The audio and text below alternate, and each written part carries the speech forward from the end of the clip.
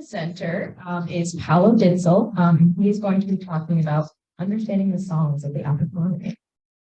Take it away, Paulo. I'm not going to use that, but can we make sure that audio is working? Because it's very important. Yeah, it should be. Okay, cool. Worked yesterday. All right. So, my name is Paulo. I am a grad student currently doing my grad thesis at the Lohi Lab with Pat.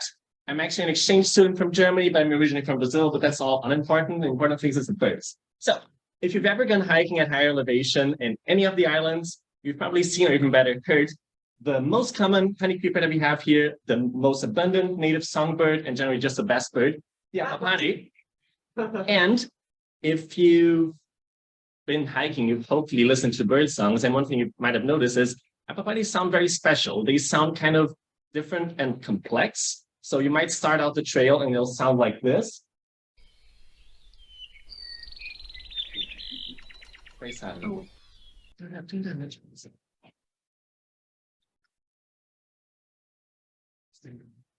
Yeah, should try again. I'm gonna have to remove them.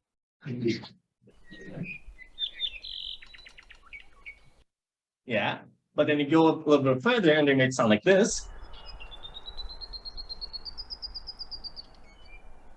So they're all very unique in their songs. And if you're learning bird songs, actually like we do at the Lohi Lab, ʻApapane are the last ones you learn because that's usually what isn't the other birds. Because all the other birds are kind of like common and you kind of realize how they sound like, but ʻApapane are just kind of like all over the place. But yeah, and what's also special about them is they're like terribly understudied. The last guy to actually look at them was William Ward in 1964, so more than 50 years ago, and you can see by his equipment, it's very old school, so he was very limited in his works. He did a good job, but his recordings are kind of like limited by what he had at his disposal. But one thing he noticed, which was also very important, is, and I'll read it out. So, previous writers have mentioned little regarding the great variety of songs and calls of the ʻApapane. Perhaps they were not in Hawaii long enough.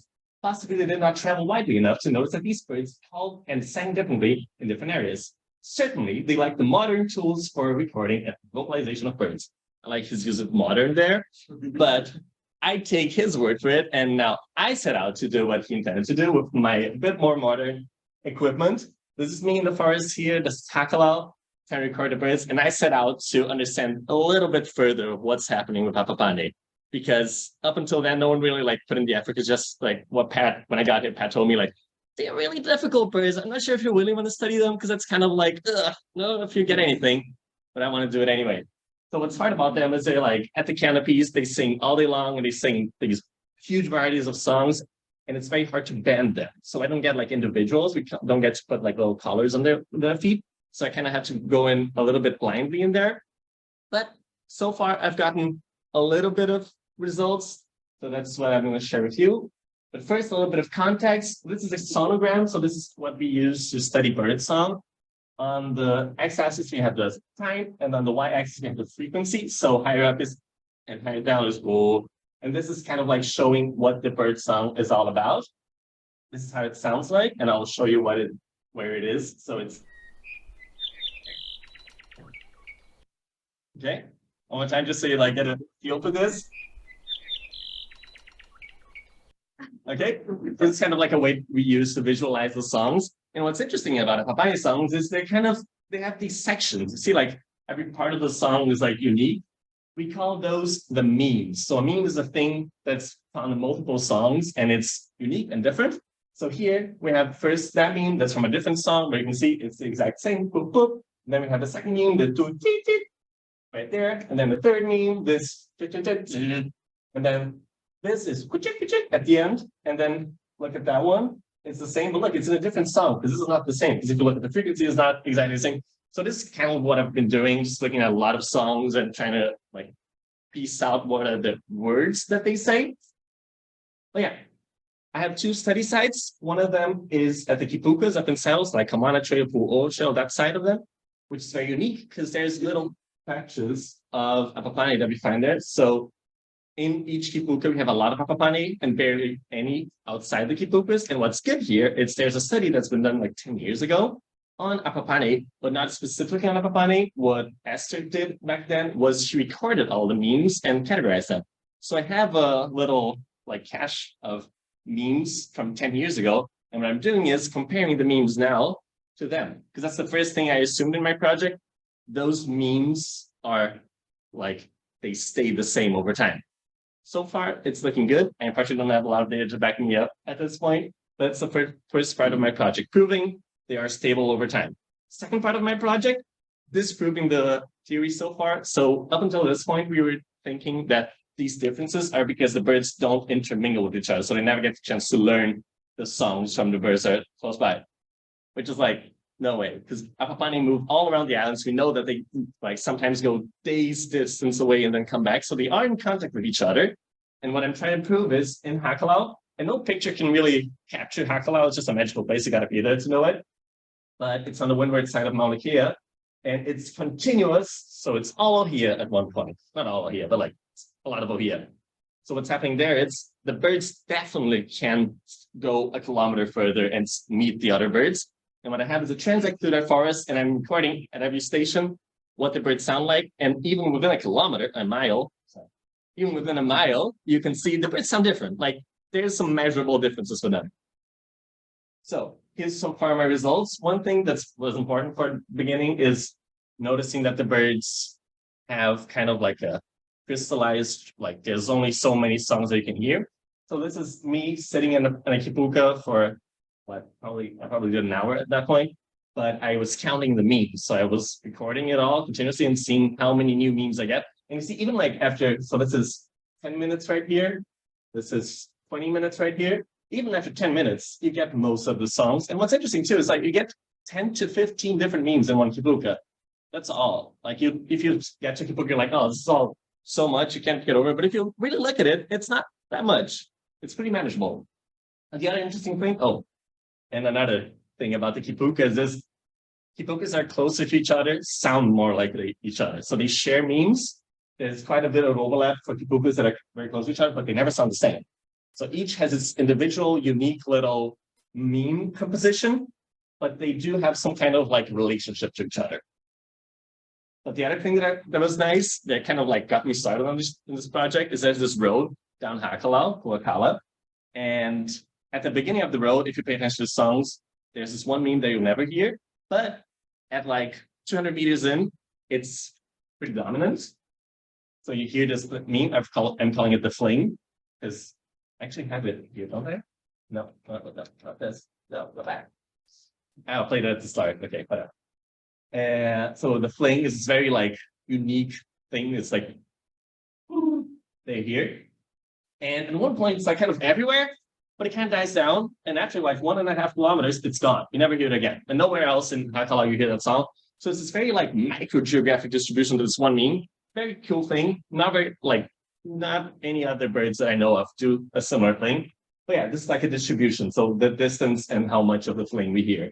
So even like this is 0.7. So 70% of the songs had a fling in them. So this is quite like, wow. Okay, so majority of birds are doing this here, and a kilometer later, none are. So what's up with that? Anyway, what I'm gonna leave you guys with is this very unique meme. So if you're ever at Kaumana Trail up on Saddle, so you go in, like you go to the left, and then you pass some kipukas, and there's one kipuka you kind of border the second kipuka you pass by. If you're ever there, listen for this song, because I guarantee you will hear that song. It's everywhere. And also, I promise you will not hear that song anywhere else on the island. Thank you.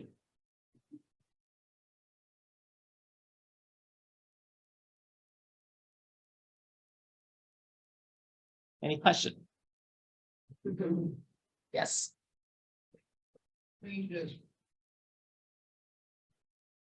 Yes. So I have multiple little theories. I didn't touch on them because I'm just kind of thinking that. I'm trying to prove those theories right now, but I'm just finishing gathering up my data. What I believe is happening is, it's actually a bit complex, but I'll dive into it. Okay. So what's probably happening is birds, when they settle into new territory, they can either learn the songs that their parents sang or learn the songs of where they're going to, right? So I think they're learning the songs from their neighbors for wherever they settle. and they have a pretty stable territory. So over multiple years, they will return to that spot, even though they will go off into other spots, they always return to roost at the same spot. So I think they are learning their neighbors to kind of like fit in with them. But when they go off to go to other ohia, they're not singing their songs. They're singing the songs from the other people there as a sign of, I'm not trying to invade your space. I'm just here to munch on some ohia, and you can kind of munch on me because munch on my ohia, sorry. Because that's the thing, ohia is very patchy, and sometimes it blooms there and then sometimes it's not blooming at all. So their main food source isn't found at any spot all throughout the year. So they kind of have to move around. So that's what I think is happening there. I can go a lot further into the theory of this, but it's very like, it's also like I said, merely me, what's it called? Hypothesizing. Yeah.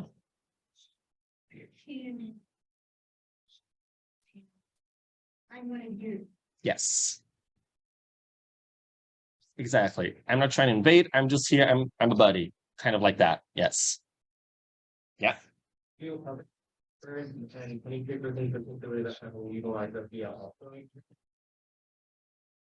So they're also, I gotta say, heavily understudied. So we don't know a lot.